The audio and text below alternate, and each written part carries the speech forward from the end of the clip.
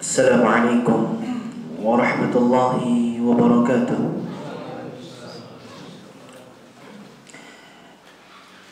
Innal hamdalillah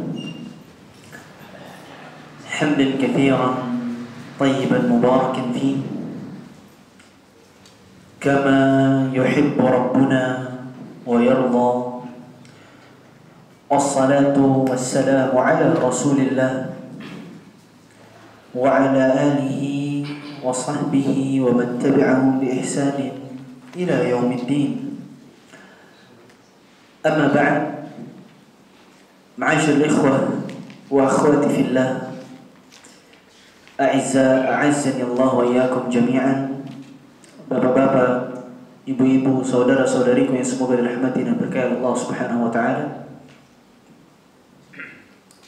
Kemarin lusa, atau mungkin sekitar 2 hari yang lalu, atau mungkin ada juga yang bilang kemarin,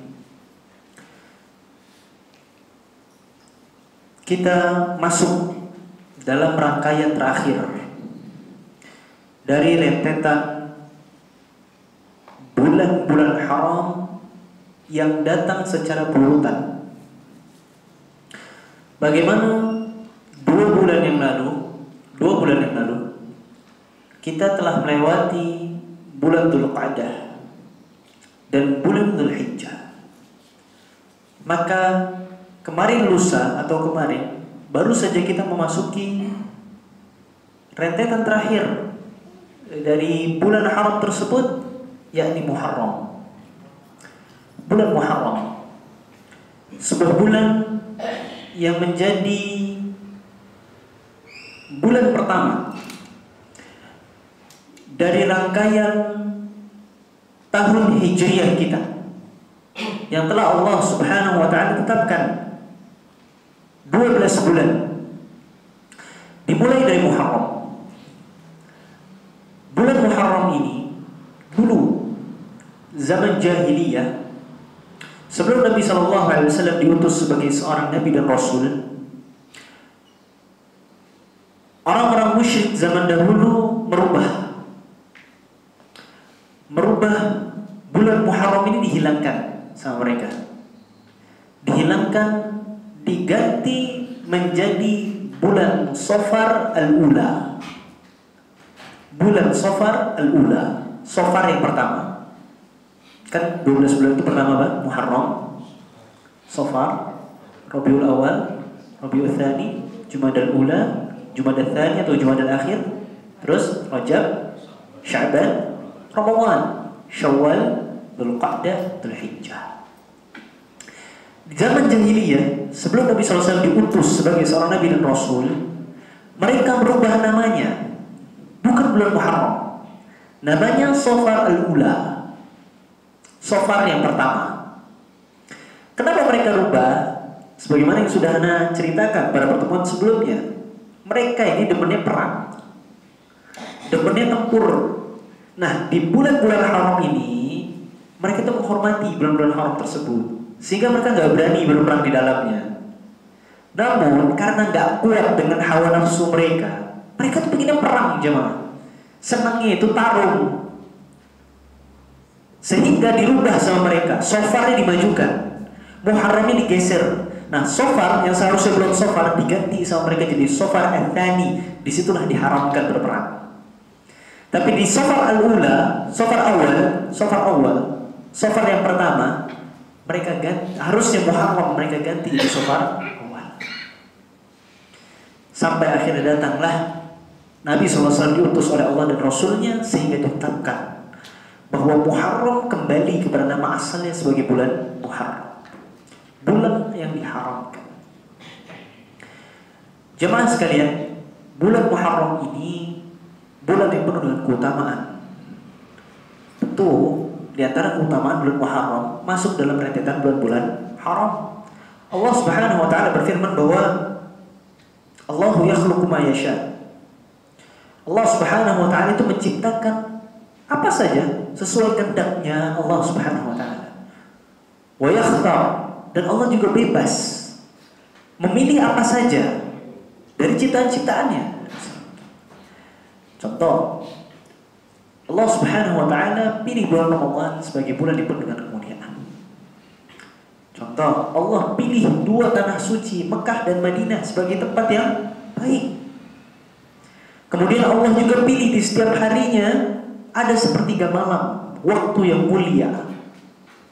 Di setiap pekannya Allah pilih hari Jumat. Dan seperti itu, Allah berhak memilih apa saja. Allah khususkan apa yang Dia ciptakan. Begitu pula dengan bulan Muharram. Allah khususkan menjadi bulan haram, dan Allah berikan keutamaan-keutamaan yang tinggi dan besar. Di antaranya ya ahibba, bulan Muharram ini adalah bulan yang sangat dicintai untuk memperbanyak puasa di dalamnya. Untuk memperbanyak puasa di dalamnya. Di antaranya ya ahibba, sebuah hadis yang diriwayatkan oleh Imam Muslim, bahwa Nabi SAW bersabda, afdalus siyam, seutama-utamanya puasa atau sebaik-baiknya puasa, ba'da Ramadan, setelah puasa bulan Ramadan, Syahrullahil Muharram, berpuasa di bulan Muharram. Lihat, sebaik-baiknya puasa setelah bulan Ramadan adalah puasa di bulan Muharram. Dan lihat konteks hadisnya jamaah. Allah Subhanahu wa taala menyandarkan bulan Muharram dengan dirinya, sehingga disebut sebagai apa? Syahrullah, bulannya Allah. Dan kita tahu segala sesuatu yang disandarkan kepada Allah Subhanahu wa taala maka memiliki kedudukan yang tinggi, memiliki kemuliaan yang besar. Contoh, seorang hamba, ketika dia hamba ini kan budak jemaah. Abdul itu artinya budak, hina.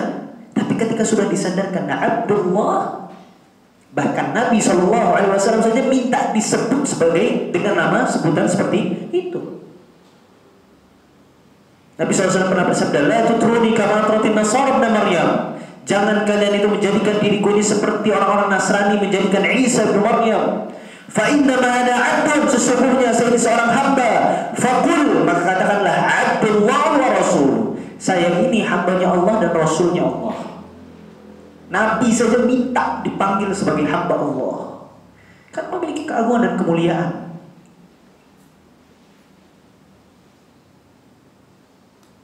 Lihat dua tanah suci, ada Masjidil Haram dan Masjid Nabawi. Lihat Ka'bah, bagaimana disebut sebagai Baitullah. Dan secara umum masjid-masjid Allah disebut Baitullah, memiliki kedudukan yang tinggi. Lihatlah bagaimana ontaknya Nabi Saleh, naqatullah, ontaknya Allah. Maka ketika ada yang membunuhnya, dihancurkan sama Allah. Ini bulan Muharram, bulan yang hebat dan dahsyat, yang kata Nabi SAW disebut sebagai Syahrullah, bulannya afdalus siyam ba'da Ramadan Syahrullahil Muharram. Seutama-utamanya puasa, sebaik-baiknya puasa setelah bulan Ramadan adalah berpuasa di bulan Muharram. Para ulama berselisih pendapat bagaimana model puasanya, apakah harus full 1 bulan, ataukah selang-seling, ataukah memperbanyak puasa sebagaimana puasa mutlak dan sebagainya macamnya. Mereka berselisih pendapat. Intinya jemaah sekalian, para ulama sangat menganjurkan untuk memperbanyak puasa di bulan Muharram. Berdasarkan hadis dari Nabi SAW untuk diperintahkan bahwa yang paling baik puasa itu setelah bulan Ramadan, puasa di bulan Muharram. Sebagian dari mereka mengatakan ya, boleh berpuasa full 1 bulan. Ada yang mengatakan jangan, dikurangi dari Ramadan, entah 27 hari atau 28 hari. Sebagian lagi mengatakan enggak, puasanya itu hanya nggak boleh, maksudnya nggak boleh full 1 bulan. Dia selang-seling, maksimalnya puasa Daud, sehari puasa sehari buka. Tapi ini pendapat yang lebih kuat adalah boleh, walaupun kita mau puasa penuh. Berdasarkan sabda Nabi SAW tadi, bahwa Nabi membandingkan Ramadan dan bulan Muharram. 1 bulan. Bulan dengan bulan. Tidak ada perincian bahwa nggak boleh seperti ini, nggak benar. Maka kita ambil dari keumumannya, boleh berpuasa full 1 bulan lamanya di bulan Muharram. Namun ingat, sunnah, bukan menjadi wajib sebagaimana bulan Ramadan. Kalau bulan Ramadan wajib hukumnya. Kemudian ayolah hibah, kelanjutan dari hadisnya, wa afdhalus shalah ba'dal fardhah salatul lail. Sebaik-baik salat setelah yang wajib-wajib, setelah 5 waktu, salat yang paling baik setelah 5 waktu adalah salat malam. Salat malam. Lihat bagaimana Nabi SAW menjelaskan yang wajib, yang sunnah, yang wajib, yang sunnah. Menunjukkan bagaimana hebatnya puasa di bulan Muharram itu. Ibarat gini loh, kita sholat 5 waktu wajib, kemudian ada sholat yang dicintai, sholat yang paling dicintai untuk sholat sunnah. Sholat apa? Sholat malam. Begitu juga dengan puasa. Puasa Ramadan kita wajib, kemudian muncul puasa yang sunnah yang sangat amat dicintai, puasa di bulan Muharram. Lihat jemaah, bagaimana hebatnya bulan Muharram. Allah khususkan sebaik-baik puasa dilaksanakan di bulan Muharram setelah Ramadan. Dan Allah jadikan bulan Muharram, Allah sandarkan kepada dirinya yang maha mulia, zat yang paling tinggi Allah subhanahu wa ta'ala sebagai syahrullah, bulannya Allah. Oleh karena jemaah sekalian, ini bulan hebat ya, dari rentetan sudah dia masuk dalam rentetan bulan haram, ditambah lagi Allah jadikan dia sebagai, Allah sandarkan, Allah kaitkan antara dia dengan Allah subhanahu wa ta'ala menjadi syahrullah, bulannya Allah. Kemudian jemaah sekalian, di antara sunnah yang sangat amat dianjurkan untuk dilaksanakan di bulan Muharram itu ada yang namanya puasa Ashura. Puasa Ashura. Bagaimana puasa Ashura ini disabdakan oleh Nabi SAW. Ashura itu asal katanya dari Ashar, 10, yakni tanggal 10 di bulan Muharram. Disebutnya Ashura, puasa Ashura. Kalau orang Indonesia biasa sebut sebagai Suro, gitu ya. Bulan Suro, bulan Muharram. Padahal Syura itu, Ashura itu artinya 10. Di tanggal 10-nya bulan Muharram itu disebut sebagai Ashura. Nabi SAW bersabda tentang puasa di tanggal 10, bukan 10 hari ya, di tanggal 10 di bulan Muharram. Beliau SAW bersabda, "Wasiyamu yaumi Ashura," dan berpuasa di tanggal 10 di bulan Muharram, "ahtasibu 'ala Allah," aku minta sama Allah, aku berharap sama Allah, "an yukaffiru sanah allati qablah," dapat menghapuskan dosa-dosa di setahun yang lalu. Puasa 1 hari jemaah di tanggal 10 di bulan Muharram dapat menghapuskan dosa 1 tahun sebelumnya. 1 hari jemaah Allah balas dengan 1 tahun. Dan ini Nabi bahasanya, saya minta sama Allah, saya memohon sama Allah. Dan kita tahu apa yang diminta sama Nabi itu diijabah sama Allah. Maka puasa Muharram, puasa di 10 hari, di tanggal 10 bulan Muharram yang disebut sebagai Ashura, ini suatu sunnah yang sangat amat ditekankan. Begini jamaah, sejarahnya puasa Ashura ini ada beberapa tahapan sejarah. Pertama, puasa Ashura ini adalah puasa yang dilaksanakan oleh banyak sekte, Yahudikah itu, Nasranikah itu. Di zaman Nabi SAW belum diutus, Nabi SAW masih di kota Makkah saat itu. Atau mungkin setelah Nabi SAW diutus juga, tapi Nabi masih di kota Makkah saat itu. Tahapannya, ini puasa Nabi melaksanakannya.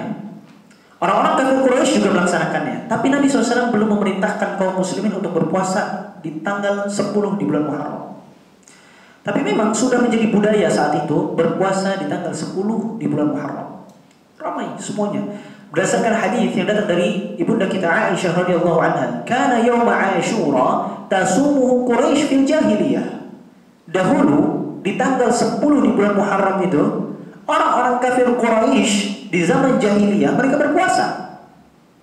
Wa kana Rasulullah sallallahu alaihi wasallam yasumu.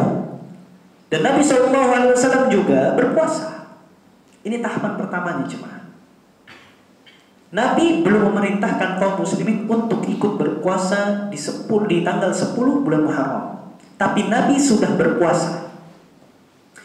Kemudian, falamma qadima Nabi sallallahu alaihi wasallam al-Madinah. Tatkala baginda Nabi sallallahu alaihi wasallam hijrah ke Madinah. Maka Nabi sallallahu alaihi wasallam enggak sadar mungkin karena lelah perjalanan atau apa, sampai Madinah Nabi SAW melihat orang-orang Yahudi sedang bersenang-senang dan dalam kondisi berpuasa. Maka Nabi SAW bertanya kepada mereka, ayu yaumin hada, hari apa ini? Kok tumben-tumbenan kalian mengadakan suatu acara, kalian berpuasa di dalamnya? Hari apa ini? Hari apa? Kata Nabi SAW. Maka mereka mengatakan, orang-orang Yahudi mengatakan, ini hari yang baik. Ini hari yang baik. Allah Subhanahu wa taala anjahu Allah Musa wa qaumah min aduwi. Allah Subhanahu wa taala menyelamatkan Nabi Musa alaihi salam dan kaumnya, Bani Israel, mereka orang Yahudi. Moyang-moyangnya Yahudi. Allah Subhanahu wa taala di hari ini menyelamatkan Nabi Musa alaihi salam dan kaumnya Bani Israel dari kejaran Firaun, dan di hari inilah Firaun ditenggelamkan oleh Allah Subhanahu wa taala bersama bala tentaranya. Maka Musa alaihi salam, Nabi Musa alaihi salam menjadikan hari tersebut hari di mana ia berpuasa sebagai bentuk rasa syukur kepada Allah. Maka kami mengikuti jejak Nabi Musa alaihi salam. Maka Nabi SAW mengatakan, nahnu ahaqqu bi Musa minkum. Kami lebih berhak untuk menjalankan sunnahnya Nabi Musa dibandingkan kalian. Kenapa? Kalian ini bohong. Kalian bilang kalian ngikutin Nabi Musa, tapi kalian malah menyelisihi ajarannya. Sedangkan kami, Nabi SAW, garis agamanya sama, tauhid, di atas jalan Allah. Nah, kata Nabi, kami lebih berhak ngikuti Musa daripada kalian. Maka Nabi perintahkan kaum muslimin untuk berpuasa di tanggal 10 di bulan Muharram. Hukum pertamanya, ini hukum pertama wajib. Wajib. Puasa 10, puasa di tanggal 10 bulan Muharram, hukum awalnya wajib. Pertama kali diwajibkan kepada kaum muslimin ketika Nabi datang sampai di Madinah. Maka kaum muslimin semuanya berpuasa. Sampai akhirnya datang firman Allah tentang wajibnya puasa Ramadan. Wajibnya puasa Ramadan. Maka Nabi SAW, falamma furida Ramadan, setelah diwajibkan puasa di bulan Ramadan, taraka yauma Asyura, faman syaa'a shama wa man syaa'a taraka. Maka Nabi SAW meninggalkan puasa Asyura. Maksud meninggalkan di sini menghilangkan kewajibannya. Bukan berarti Nabi enggak puasa lagi di Asyura, enggak. Nabi tinggalkan kewajibannya. Nabi katakan, barang siapa yang mau berpuasa maka silakan puasa, yang enggak mau silakan enggak apa-apa. Menunjukkan bagaimana sunnah. Sunnah. Ini tahapan kedua. Tahapan ketiga berarti ya. Yang pertama di kota Makkah Nabi nggak perintahkan sama sekali, hanya Nabi sendiri. Nabi nggak ngajak kaum muslimin. Tahapan kedua, Nabi wajibkan ketika di kota Madinah, Nabi wajibkan kaum muslimin untuk berpuasa tanggal 10 di bulan Muharram sebelum Ramadan. Tahap ketiga, Ramadan datang wajib, maka puasa di tanggal 10 bulan Muharram, puasa Asyura, batal kewajibannya menjadi sunnah. Menjadi sunnah. Yang tadi pahalanya dapat menghapus 1 tahun dosa-dosa 1 tahun yang lalu. Nah, ini tahapan-tahapan dari puasa Asyura. Selesai belum? Tahapan yang keempat. Tahapan yang keempat, di tahun terakhir baginda Nabi SAW, di akhir hayatnya beliau, para sahabat bilang, ya Rasulullah, kok puasa Asyura ini kami ini agak risih Rasul, karena kok seolah-olah kayak kita ini tasyabbuh, ngikut-ngikutin orang Yahudi. Karena di hari ini orang Yahudi itu mereka bersenang-senang, mereka juga puasa. Kok kita jadi kayak ngikut-ngikutin mereka ya Rasul? Lihat bagaimana hati-hatinya para sahabat. risih ketika mereka harus sama-sama dengan orang kafir. Ya Rasulullah, kok kita ini jadi mirip kayak orang Yahudi ya Rasulullah? Maka Nabi SAW mengatakan, oh iya, kalau gitu, kalaulah aku masih memiliki umur di tahun depan, maka insya Allah aku akan puasa di tanggal 9-nya. Ini hadis yang sahih. Berpuasa di tanggal 9-nya. Jadi tanggal 9 dan tanggal 10. Tapi qadarullah. Ini kata para ulama juga sebagai tanda bahwa Nabi itu sebenarnya sudah tahu bahwa ia akan segera wafat. Makanya Nabi bilang apa? Kalau tahun depan saya masih ada umur, insya Allah saya puasa dari tanggal 9 dan tanggal 10-nya. Yang disebut sebagai Tasu'a. Apa itu Tasu'a? 9, Tis'ah. Ashura dari Ashur, tanggal 9 dan tanggal 10. Ada hadis lain yang menjelaskan bahwa kita diperintahkan untuk puasa 1 hari sebelumnya dan 1 hari setelahnya.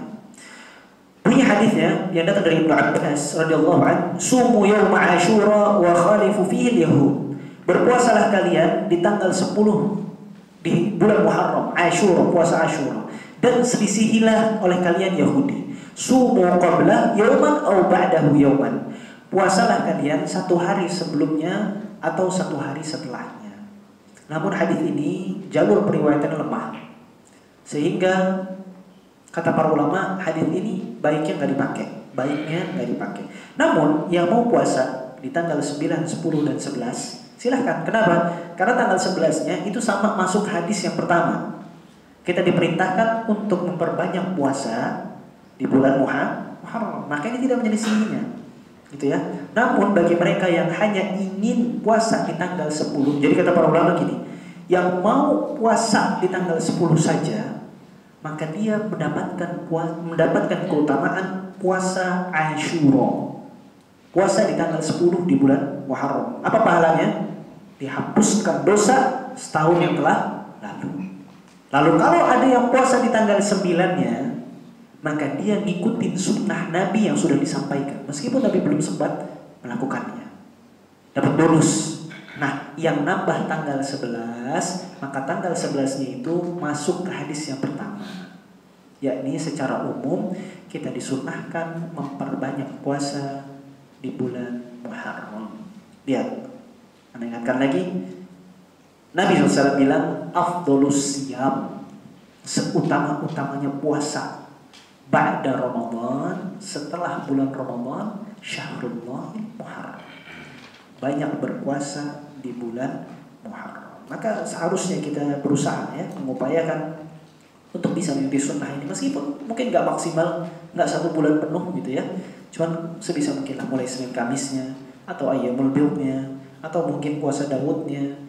Dan minimalnya jangan ketinggalan puasa Ashura dan Tasu'a, tanggal 9 dan tanggal 10 bulan Muharram. Cek tanggal ya, cek tanggal biar gak kelewat gitu ya. Ini yang berkaitan dengan bulan Muharram. Oh iya, tadi seperti yang Anda bilang, bulan Muharram ini diagungkan banyak sekali oleh sekte. Yahudi mengagungkannya, Nasrani mengagungkannya, orang-orang musyrik mengagungkannya. Baik orang musyrik zaman jahiliyah dahulu atau orang-orang yang berbuat syirik di zaman kita sekarang ini. Ya. Di zaman kita sekarang ini juga banyak orang-orang yang berbuat syirik dan mengagungkan bulan Muharram. Bahkan orang-orang Syiah. Orang-orang Syiah juga mengagungkannya. Bahkan lawannya dari orang Syiah. Kalau Syiah ini kan mereka ngakunya pencinta Ahlul Bait. Ngakunya. Mereka bohong. Mereka nggak benar-benar cinta sama Ahlul Bait. Ada juga yang memang mereka membenci Ahlul Bait. Mereka juga sama mengagungkan bulan Muharram. Bedanya, kalau orang Syiah mereka mengagungkan bulan Muharram itu dengan cara bersedih dengan kematian Husain. Sehingga mereka sebut sebagai hari Karbala. Ya, kalau kita lihat bagaimana di hari ini, di bulan ini, apalagi di tanggal 10 di Iran, wah, mereka mengadakan pesta besar. Pesta apa? Pesta mencabik-cabik diri. Mereka sengaja melukai tubuh mereka, menunjukkan bagaimana sikap kesedihan mereka. Dan ini adopsi dari orang-orang Kristian, orang-orang Kristen. Bagaimana mereka, sebagian sekte mereka itu, ketika hari disalibnya Yesus, ya, Yesus mereka bersedih. Mereka mencabik-cabik tubuh mereka dengan pedang, dengan pisau gitu ya, dilukai sedikit-sedikit sebagai bentuk ratapan kesedihan atas wafatnya Yesus di tiang salib. Orang-orang Syiah sama, mengadopsi ini, memperingati hari kematian Hussein. Memperingati hari kematian Hussein. Yang perlu kita tanya sama mereka, kenapa Hussein? Bukankah cucu Nabi juga ada Hasan? Kenapa mereka gak memperingati kematian Hasan? Hasan itu wafatnya karena kena racun, jemaah, makan racun. Dia gak sadar makan makanan kena racun sampai wafat. Kenapa mereka gak coba nyicipin racun dikit-dikit gitu ya di hari kematian Hasan? Dan yang lebih baik daripada Hasan dan Hussein, bapak mereka Ali bin Abi Thalib wafat ditikam. Kenapa mereka gak nikam pala mereka gitu ya, sebagai peringatan ayah dari kedua cucu Nabi SAW, Hasan dan Hussein? Makanya ini kedustaan, jemaah, kedustaan. Makanya jangan sampai tertipu dengan bagaimana, wah Iran hebat, negara kaum muslimin. Tipuannya, mereka orang Syiah, orang-orang yang menusuk kaum muslimin dari belakang, menusuk kaum muslimin. Terlalu banyak konspirasi tentang cerita mereka. Silakan buku-buku yang telah ditulis oleh MUI ada apa, mengungkap konspirasi, apa kesesatan Syiah. Banyak. Para asatidzah juga banyak yang nulis tentang kesesatan Syiah. Mereka ngakunya pecinta Ahlul Bait, jemaah. Padahal mereka adalah orang-orang yang membenci Ahlul Bait dan berusaha menghancurkan Islam dari dalam. Karena paling gampang, jemaah, orang yang gempur Islam dari luar itu sulit. Kenapa? Karena banyak yang menentangnya. Banyak yang menentangnya. Kelihatan, oh ini musuh Islam, jelas. Tapi orang menghancurkan Islam dari dalam.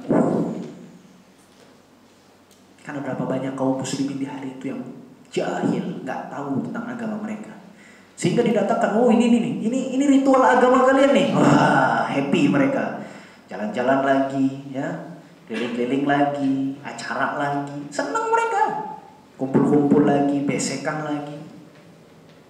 Kaum muslimin itu adalah umat yang satu padu sebenarnya. Jadi nggak perlu diajarin bagaimana cara berkumpul, cara bersatu padu, nggak usah. Umat Islam adalah umat yang satu padu. Namun seringnya dirusak kesatuan mereka itu, disusupi di atas satu padunya kaum muslimin dengan ritual-ritual yang na'udzubillah bukan dari agama kita. Bukan dari agama kita, tapi disusupi, jemaah. Dan tanpa sadar kaum muslimin menikmatinya.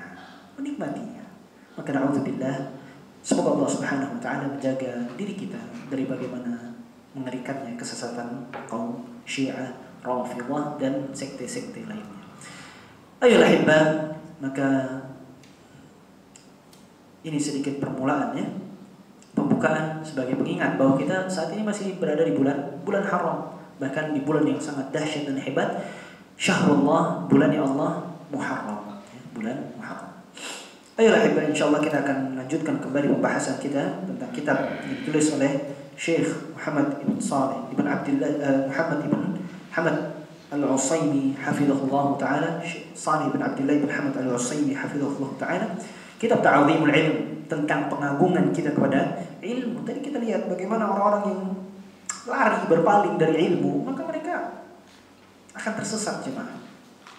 Orang-orang yang tidak peduli dengan ilmu agama, sulit kecil kemungkinan mereka akan selamat dari kesesatan yang senantiasa menggerogoti umat Islam. Maka kita perlu memperhatikan ilmu ini, giat terhadap ilmu tersebut, dan kita perlu perhatikan bagaimana sih step by stepnya, langkah-langkahnya, agar benar-benar ilmu yang kita ambil itu bukan sekedar hanya dapat ilmu saja. Karena sudah banyak juga orang yang punya ilmu S1, S2, S3, doktor, profesor, bahkan disebut sebagai ulama, tapi ternyata ilmunya enggak manfaat.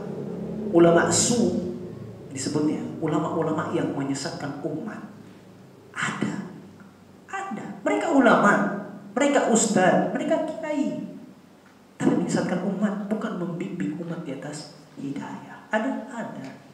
Bahkan Nabi SAW sendiri yang mengatakan, sufaha Ahlul ahlam.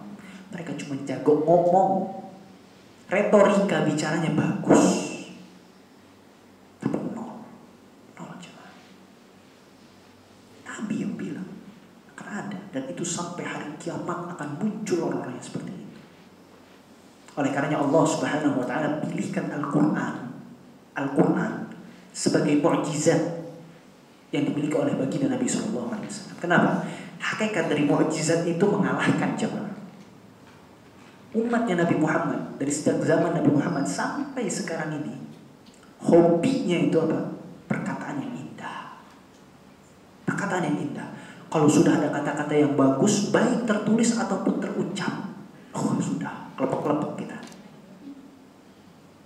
Sampai detik ini, bahkan sampai hari kiamat nanti, umat Nabi Muhammad itu selalu kayak gitu. Oleh karenanya Allah turunkan Al-Quran, kata-kata yang indah dan penuh dengan makna, sebagai bantahan yang dapat mengalahkan mereka. Ya, zaman sekarang cuma ya Allah. Apalagi baru-baru viral sekarang. Maqadi inna rahmatan, faqad inna rahmatan Indonesia, Madinah, Makkah, disebut semua. Dia bilang bahasa, ya gitulah, bahasa malaikat, bahasa jin, bahasa setan, bahasa iblis, bahasa semut, ya, bahasa bidadari, ada lagi. Aisyah dan dan banyak mengikuti jemaah, ya Allah. La haula wala quwwata illa billah. Na'udzubillah min dzalik. Ya Allah. Kok bisa gitu? Kok bisa umat ini sebegitu mudahnya dibodohin jemaah? Tanda tangan kontrak sama Allah. Nabi Muhammad aja nggak ada tanda tangan kontrak jemaah. Dia tanda tangan kontrak. Ya Allah, kok bisa gitu loh? Pengikutnya ada, banyak pengikutnya. Na'udzubillah. Kok bisa gitu? Kok bisa? Itu tadi karena jauh dari ilmu. Maka ya hebat. Simpul yang ke-13. Beliau di sini menyampaikan badlul juhdi fi tahaffudil ilmi. Hendaknya seseorang itu maksimal berjuang untuk menjaga ilmu ini. Dia harus maksimal mencurahkan segala daya dan upaya untuk menjaga ilmu ini dengan cara menghafalnya, wal mudzakarah bihi, dan dengan cara dia itu bermudzakarah. Apa itu mudzakarah? Mudzakarah itu kita duduk-duduk diskusi sama teman kita, diingat lagi, diulang lagi, tapi sama teman. Beda. Kalau muhafadzah, dia ngafal sendiri, dia belajar sendiri, dia ulang-ulang hafalnya sendiri. Tapi mudzakarah, maka dia bareng sama temannya, dengan kelompok belajarnya, dengan teman-teman majelisnya, bareng-bareng diulang lagi pelajarannya, dibahas lagi, didiskusikan lagi.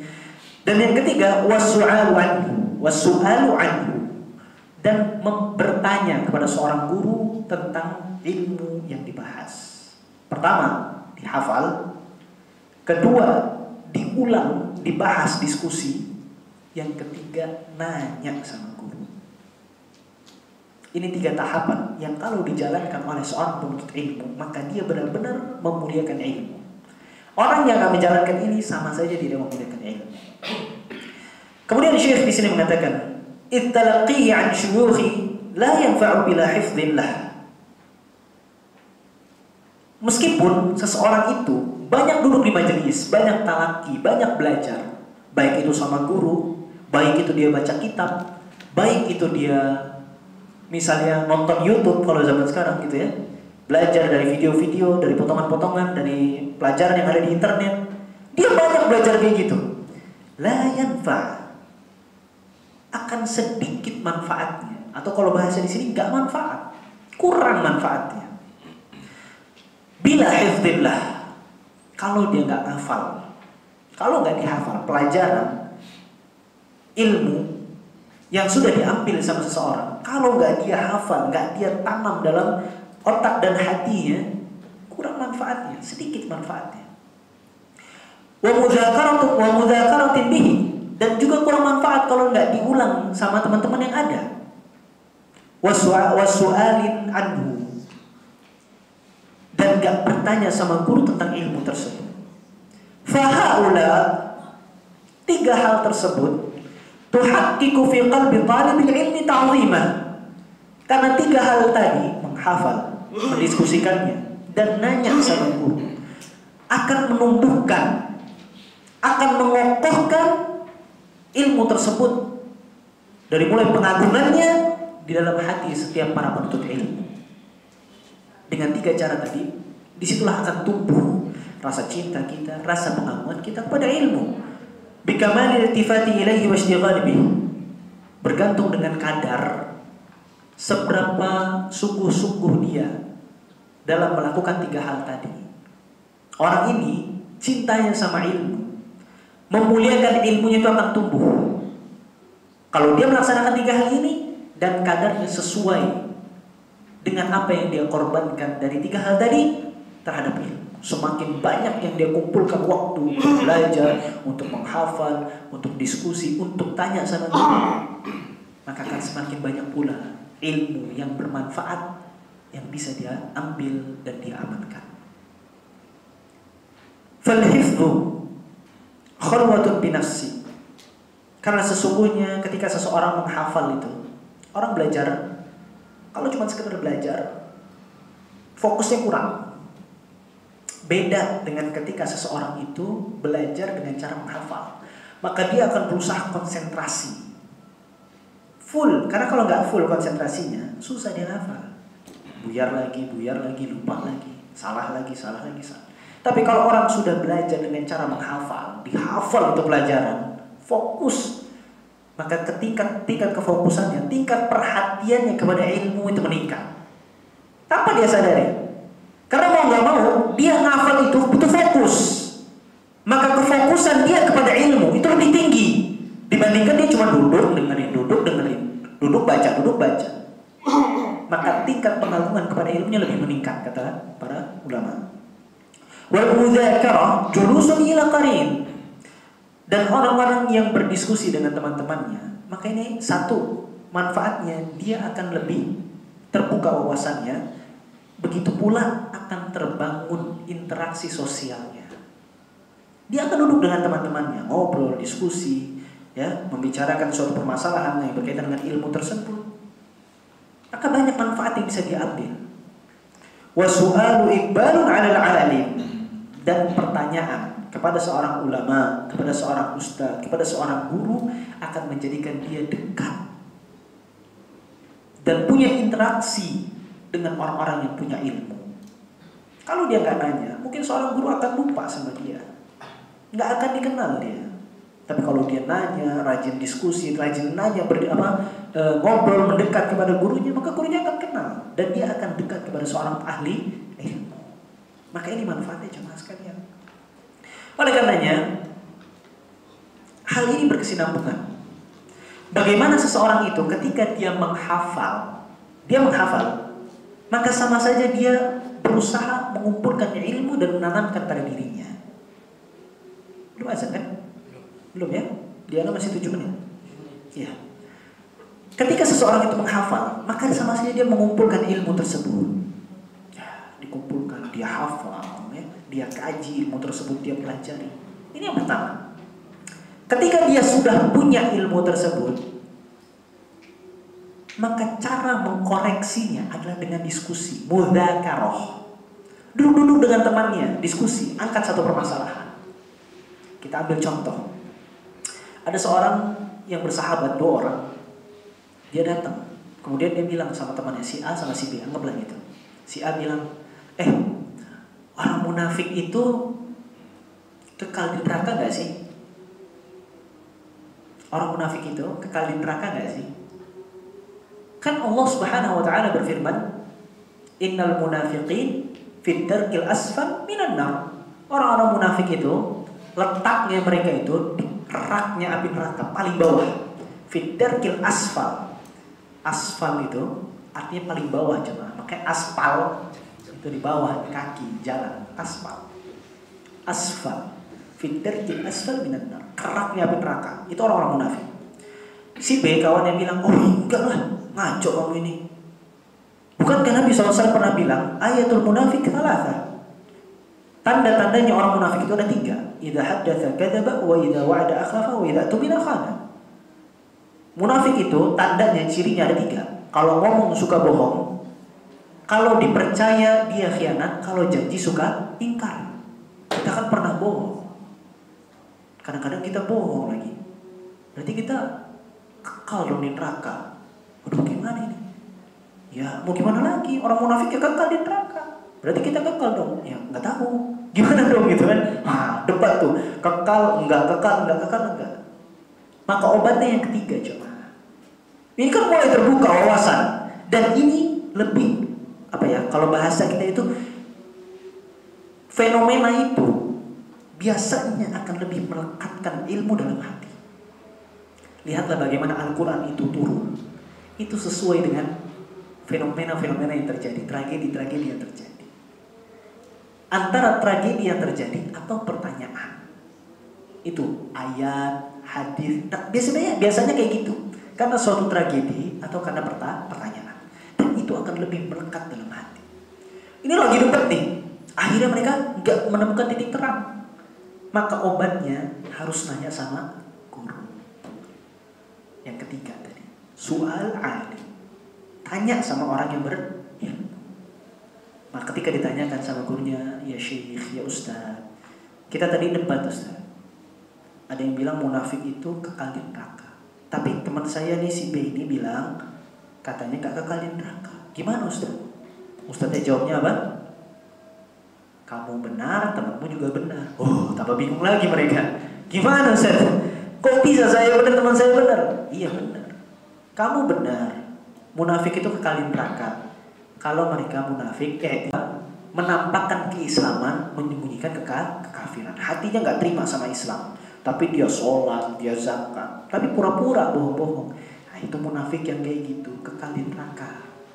Temanmu benar, munafik gak kekal di neraka apabila munafiknya adalah munafik amali, nifaq amali.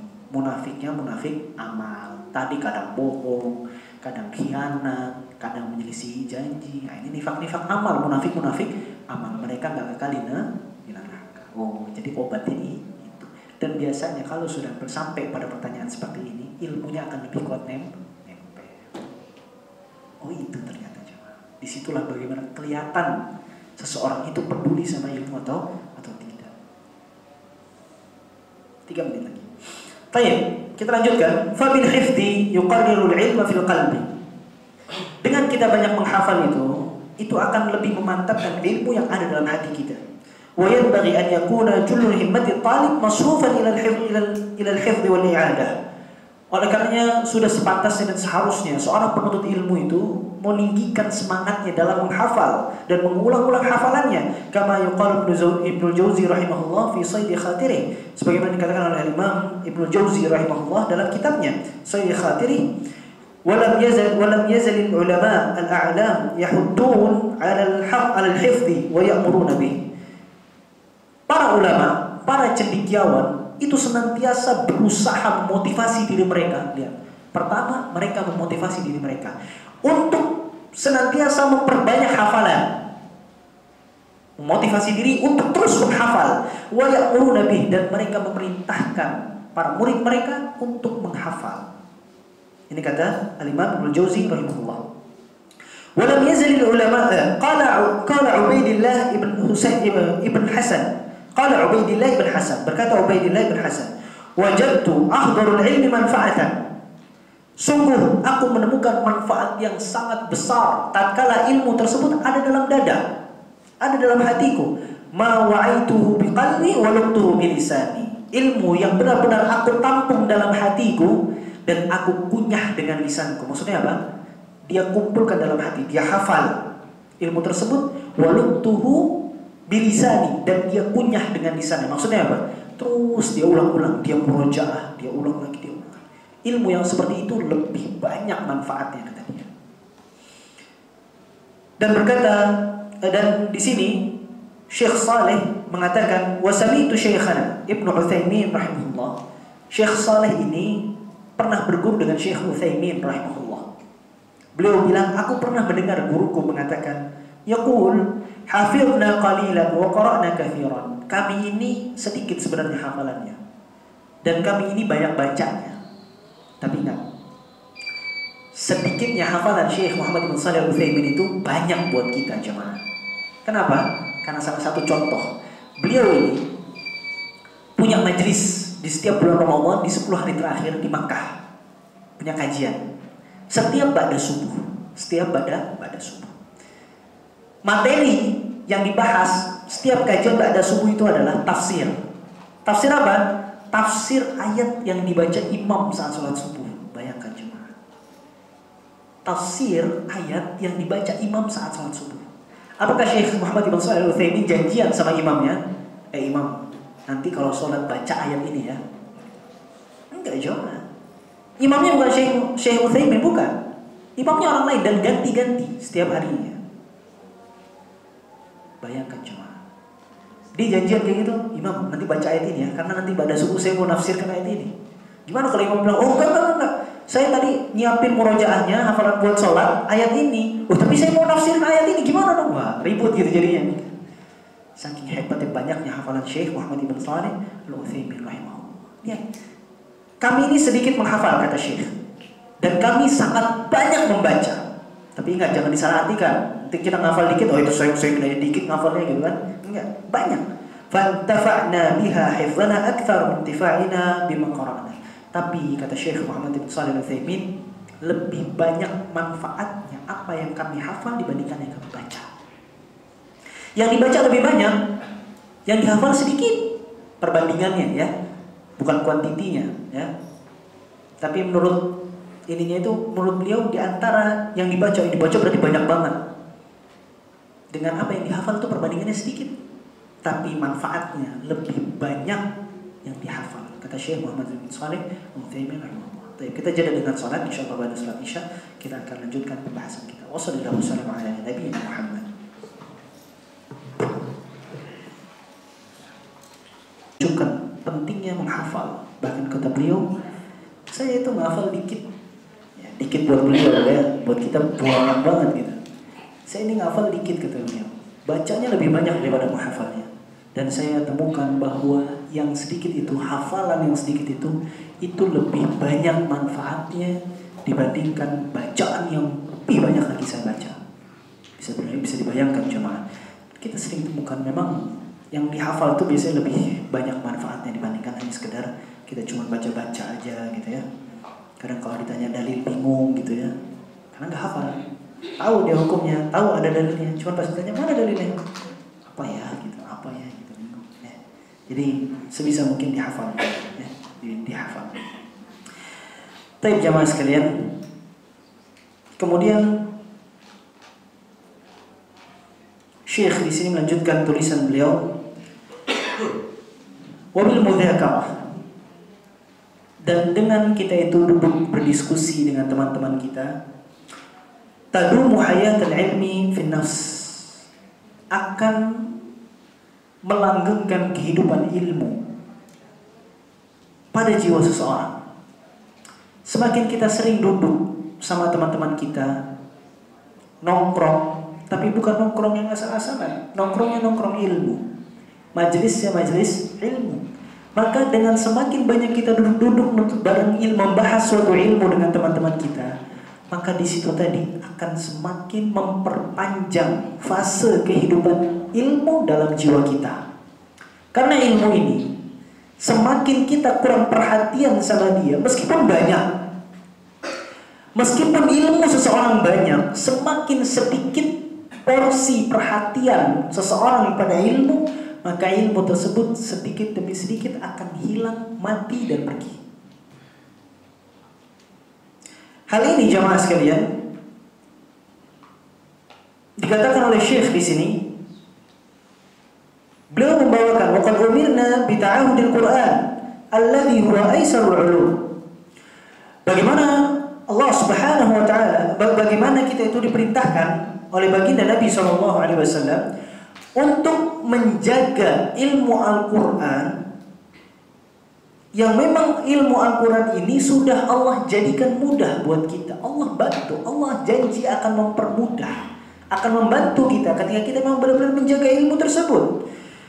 Dalam sebuah hadis yang datang dari Imam Bukhari rahimahullah, Nabi SAW bersabda, "Innama mathalu sahibil Quran Sesungguhnya perumpamaan seseorang yang memiliki Al-Quran, memiliki Al-Quran dalam hati, dalam jiwanya, memiliki ilmu tentang agama ini.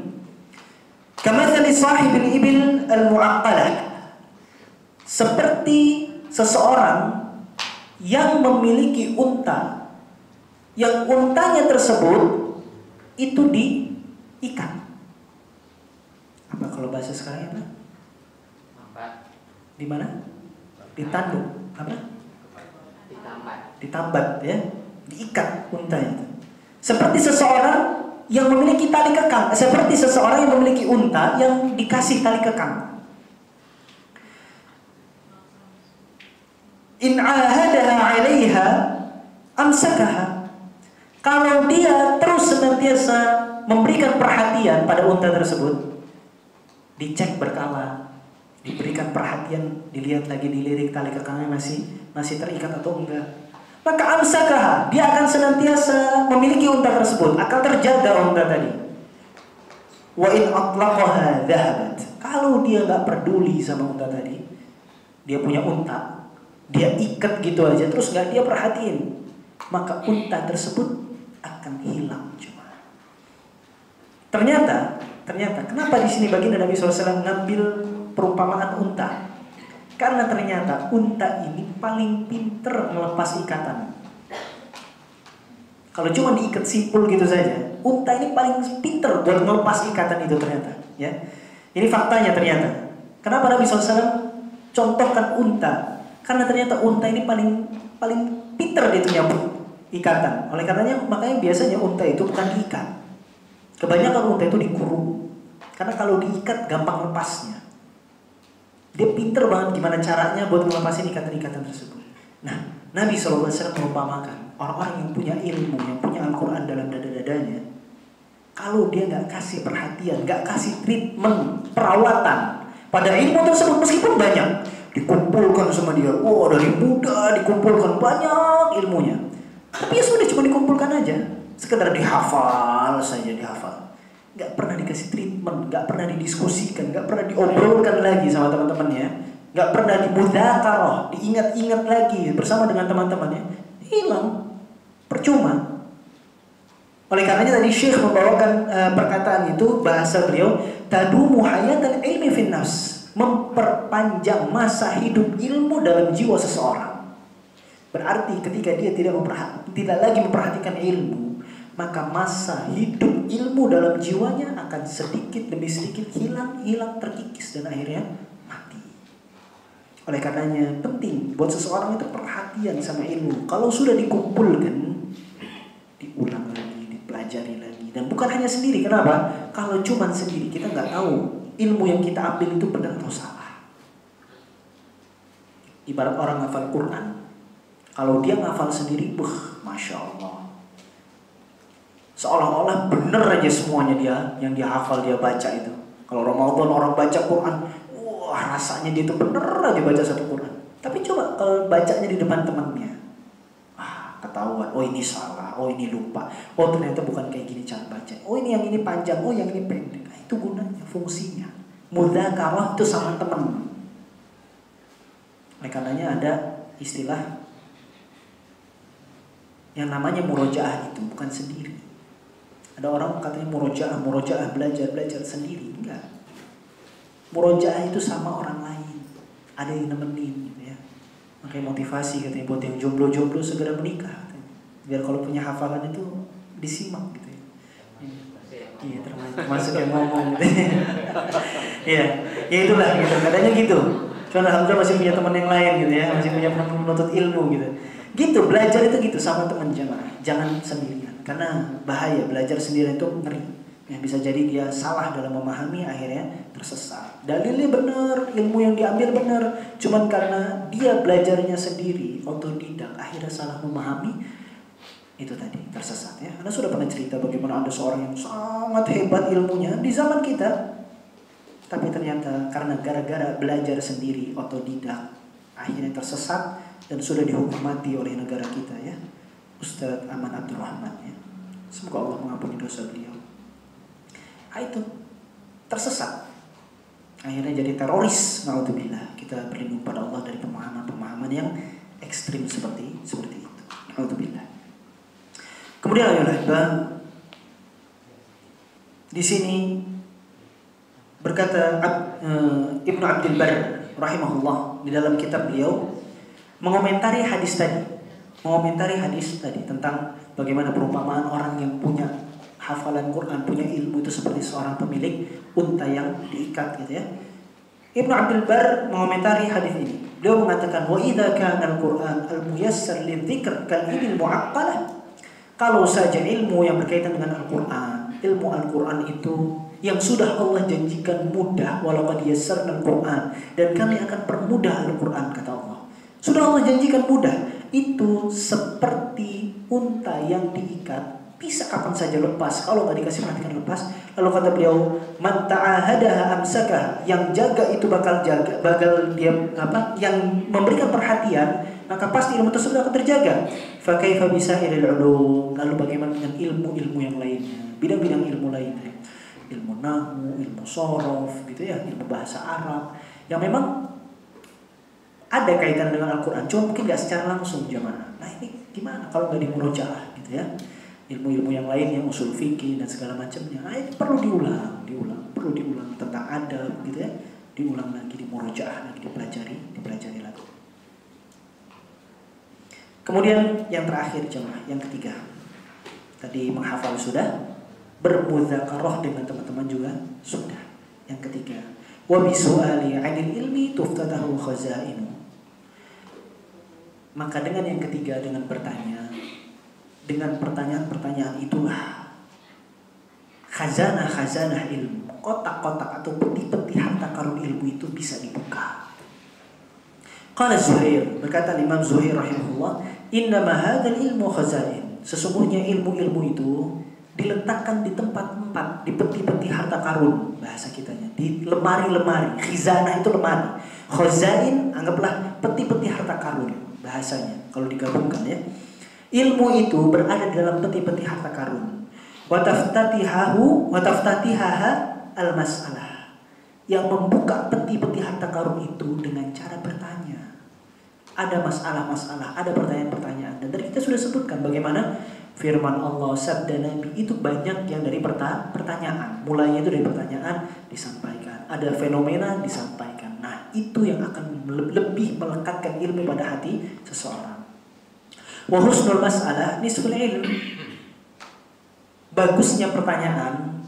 Jadi bertanya juga itu harus yang bagus pertanyaannya, bukan asal-asalan ya. Ustaz, kaki kodok ada berapa ya? Ini pertanyaan gak berbobot namanya ya. Jangan, pertanyaannya juga yang harus berbobot jemaah. Ya, memang pertanyaan ini bagus gitu loh ditanyakan, sehingga pertanyaan itu bisa membuka ilmu-ilmu baru buat kita. Wa husnul mas'alah ini sebuah ilmu. Bagusnya pertanyaan itu sudah setengah dari ilmu. Setengahnya lagi jawaban. Karena kalau pertanyaannya bagus, maka jawabannya insya Allah juga akan bagus. Tapi kalau pertanyaannya ngawur, ya biasanya jawabannya juga bakal ngawur. Tadi hanya bahasa semut gitu ya, akhirnya jawabannya juga ngawur gitu. Contohnya saja, was-su'alat al-musannafah. Banyak sekali kitab-kitab yang asalnya itu dari kumpulan pertanyaan-pertanyaan. Contohnya kata di sini, Kamasail Ahmad al-Marwiyah anhu, seperti kitab Al-Masail punyanya Imam Ahmad ya. Kalau nggak salah ini 2 jilid jemaah. Ini terkumpul dari pertanyaan-pertanyaan yang diajukan kepada Imam Ahmad rahimahullah. Diajukan kepada Imam Ahmad, dikumpulkan jadi kitab Al-Masail. Dan para asatidzah kita juga banyak yang punya kitab-kitab Al-Masail. Contohnya Ustaz Abdul Hakim ya, punya kitab Al-Masail. Dan yang lainnya, para asatidzah kita juga mengumpulkan pertanyaan-pertanyaan seperti itu dijadikan suatu panduan, suatu kitab atau suatu rekaman gitu ya. Contoh lagi, Majmu' Fatawa punyanya Syekhul Islam Ibnu Taimiyah. Itu kalau nggak salah 36 jilid, 1,5 meter kalau nggak salah itu. Hasil dari pertanyaan jamaah dikumpulkan jadi Majmu' Fatawa, kumpulan fatwa-fatwa hasil pertanyaan. 36 jilid, 1,5 meter kurang lebih. Allahu Akbar. Dan ini manfaatnya banyak. Pertanyaan-pertanyaan itu manfaatnya banyak. Banyak orang yang mungkin belum mendapatkan suatu ilmu, tapi dia mengalami suatu masalah gitu kan. Akhirnya dia bertanya, dia mendapatkan jawabannya. Oleh karenanya jemaah sekalian, penting seseorang itu untuk bertanya, karena pertanyaan itu burhanun jaliyun ala azim manfaati soal.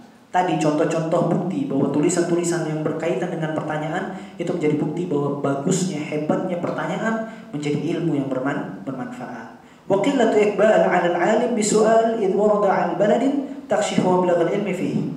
Sedikitnya pertanyaan dari suatu kumpulan orang, suatu masyarakat, sedikit bertanya, ini menunjukkan bagaimana kadar keilmuan masyarakat tersebut. Semakin sedikit ilmu yang dimiliki, maka masyarakat tersebut akan malas untuk bertanya dengan para ulama. Contohnya di sini disebutkan, fahal Sufyan ats-Tsauri rahimahullah. Seorang Sufyan ats-Tsauri rahimahullah, ulama besar jemaah. Imam Sufyan ats-Tsauri rahimahullah pernah tinggal di daerah namanya Asqalan. Pernah tinggal di daerah mampir di daerah namanya Asqalan. Fayamkuthu thalathan, dia tinggal di situ selama 3 hari. La yas'aluhu insanu 'an syai'in. Selama 3 hari dia tinggal di situ, tidak ada satu orang pun yang bertanya tentang ilmu sama dia. 3 hari dia tunggu sama dia. Dia ini ulama besar jemaah. Tapi kok nggak ada yang datang nyamper beliau untuk bertanya. Dan beliau bukan singgah sebentar, nggak 3 hari beliau tinggal di situ. Maka setelah 3 hari itu dia panggil, namanya Ruwad ibn Jarrah. Dia panggil Ruwad ibn Jarrah. Dia bilang, "Iktarli akhruj min hadzal balad." Coba segera cari jalan buat saya untuk bisa keluar dari negeri ini.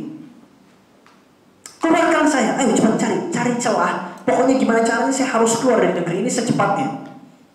Loh, kenapa bingung kan? Kenapa? Ternyata kata beliau, hadza baladun yamutu fihi ilm.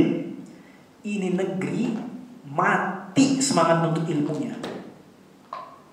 Nggak ada yang peduli sama ilmu. Saya datang ke sini harapannya masyarakat itu mengajukan pertanyaan supaya saya bisa nyampaikan ilmu. Tapi ternyata masyarakat nggak peduli sama ilmu. Saya sudah datang ke sini, nggak ada yang bertanya buktinya. Maka beliau minta segera keluarkan saya dari negeri tersebut. Ini tempat semangat untuk ilmunya sudah mati. Ilmu mati di negeri ini, gak bakal berkembang. Sudah, saya pengen keluar, gak tahan saya di negeri ini. Dia Sufyan ats-Tsauri, seorang imam besar, gak betah di tempat, di negeri yang ilmu gak hidup di situ. Maka kita harus membangun bi'ah, ekosistem, nuansa ilmu yang kental di tengah-tengah kehidupan kita jemaah, agar hidup kita itu penuh dengan keberkahan. Maka di sini akhirnya Syekh menasihati kita, faman laqiya syaikhan falyaqtanim liqa'ahu bisu'alin. Ketika seseorang bertemu dengan seorang guru, seorang syekh, seorang ustaz, hendaknya dia memanfaatkan waktu pertemuan tersebut dengan bertanya amma yushkilu alaihi wa yahtaju ilaihi, tentang suatu perkara yang mungkin menjadi suatu problematika buat kehidupan dia, atau mungkin ada pertanyaan-pertanyaan yang perlu dia ketahui. Maka manfaatkan waktunya bertanya. Akan tapi la su'ala muta'annidin mumtahinin. Jangan juga tapi kita bertanya dengan pertanyaan-pertanyaan yang memperberat. Mumtani'in itu memperberat. Mumtahinin nguji. Ngetes ustadznya gitu ya, ngetes gurunya, jangan katanya. Tanya dengan perkara-perkara yang memang kita itu mengalami problematika tersebut, atau kita perlu tahu tentang masalah tersebut. Ini kata Syekh Saleh. Wa hadhihi al-ma'ani ats-tsalatsah lil-'ilm. 3 perkara ini memiliki makna tersendiri bagi ilmu. Menghafal, berdiskusi, dan bertanya sama syekh itu punya makna tersendiri pada ilmu. Pertama, bahwa fal-hifdhu ghursul ilm. Menghafal itu ibarat nutrisi bagi ilmu. Kita ngafal itu nutrisi buat ilmu. Wal mudzakaratu saqyuhu. Ini beliau mengumpamakan ilmu itu seperti sebuah pohon. Makanannya, nutrisinya adalah menghafal. Air, minumannya, siraman air buat si pohon itu adalah dengan mudzakarah, duduk-duduk diskusi dengan teman. Itu mudzakarah, menyuburkan ilmu tersebut. Wa su'alu anhu tanmiyatuhu. dan bertanya sama guru itu ibarat bagaimana kita itu menumbuhkannya, mengembangkannya, dijaga gitu loh, dirawat. Perawatannya itu dengan cara kita bertanya sama guru. Pupuknya itu kita menghafal, airnya, siramannya itu kita diskusi, dan perawatannya itu dengan cara kita bertanya sama guru kita, ya, sama ahli ilmu. Inilah nasihat Syekh pada simpul yang ke-13 ini di dalam masalah pengagungan terhadap ilmu. Semoga Allah Subhanahu wa taala mempermudah kita dalam menjalankan proses belajar, ya, dan mengajar, menuntut ilmu dan mengajarkannya. Karena yang namanya menuntut ilmu itu bukan hanya fase, katanya fase emas, ya, 6 tahun, 3 tahun, 3 tahun gitu. Enggak. Untuk ilmu itu kata para ulama minal mahdi ilal lahdi, dari mulai kita di masa buayan, ya, dalam gendongan ibu kita, ya, kita masih belum bisa ngomong, ibu kita ngajarin umi, ibu, abi, dari masa seperti itu sampai nanti kita masuk di yang lahat. Itulah menuntut ilmu, itulah belajar, jemaah. Barakallahu fikum. Ini yang bisa Anda sampaikan pada kesempatan malam hari ini. Kurang dan lebihnya mohon maaf. Mau nanya? Waduh, oke, langsung praktek nih. Boleh. Tayyib, alhamdulillah, masya Allah. Siap, barakallahu fikum. Silakan. Assalamualaikum warahmatullahi wabarakatuh. Waalaikumsalam warahmatullahi wabarakatuh. Tadi saya sampaikan bahwa sedikit menghafal itu lebih banyak manfaatnya daripada banyak membaca. Salahnya ini Ustaz, menghafal itu kok susah gitu. Iya. Nah itu ada nggak trik-triknya atau ada doanya supaya kita menghafal mudah? Oh iya, masya Allah. Zain. Assalamualaikum warahmatullahi wabarakatuh. Waalaikumsalam warahmatullahi wabarakatuh. Jamaah sekalian, pertama Anda perlu luruskan, jangan salah paham. Bukan berarti menghafal sedikit itu lebih baik daripada banyak membaca. Dua-duanya baik, cuma maksudnya itu hafalan yang ada meskipun sedikit itu lebih baik. Bukan berarti ngafalnya sedikit, bukan, ya. Hafalan yang ada meskipun sedikit itu manfaatnya lebih banyak dibandingkan cuma sekedar kita baca dan baca.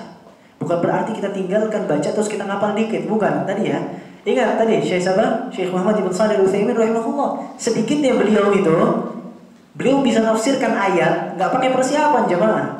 Imam salat subuh tadi baca apa, dia tafsirkan langsung. Nah, itu sedikitnya Syekh Muhammad ibn Shalih Al-Utsaimin rahimahullah. Berarti kan banyak juga yang dihafal. Hafal maksudnya apa? Motivasinya itu hafal. Nah, perbandingan tadi itu maksudnya gini, menunjukkan bagaimana pentingnya hafalan. Meskipun sedikit yang dihafal, tapi manfaat itu banyak banget, bahkan menandingi apa yang dibaca. Kita baca 100 halaman dengan kita menghafal 10 halaman, manfaatnya lebih banyak yang 10 halaman.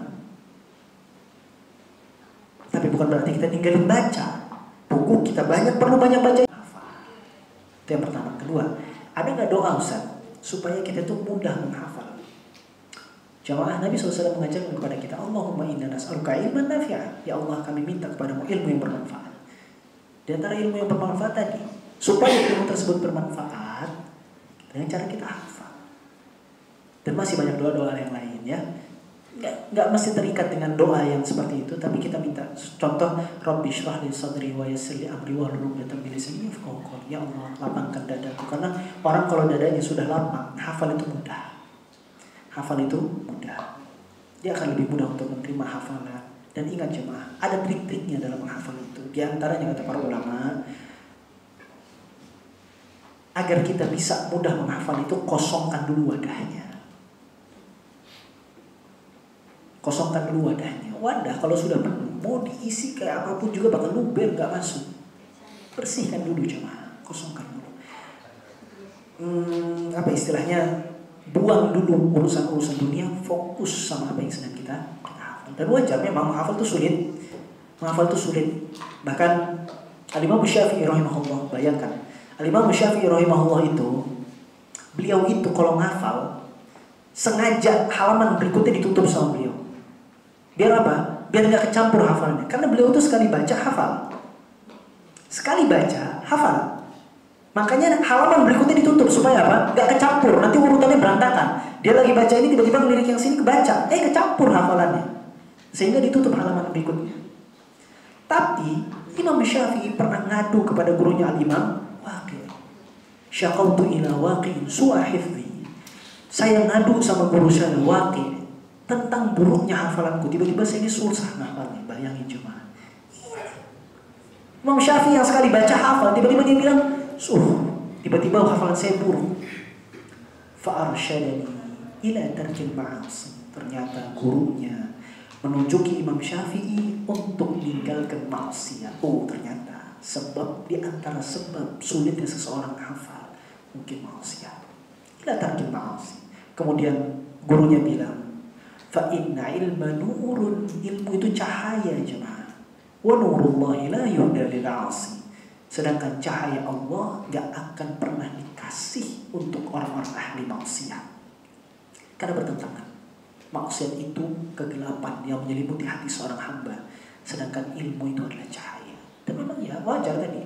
Imam Syafi'i yang sebegitu hebatnya saja, bila menghafalnya itu sulit, tiba-tiba mengalami kendala dalam menghafal. Apalagi dalam billah kita. Makanya wajar. Memang menghafal itu lebih sulit tentunya. Ya, lebih sulit. Allah Ta'ala bismillah. Ini yang bisa saya sampaikan. Cukup ya? Biar kemalaman ya. Masya Allah, perjalanan masih panjang. Insya Allah. Barakallahu fikum. Ini yang bisa saya sampaikan. Kurang dan lebihnya mohon maaf. Yang benar datangnya dari Allah Subhanahu Wa Ta'ala. Yang salah maka kepada Allah Subhanahu Wa Ta'ala mohon ampun.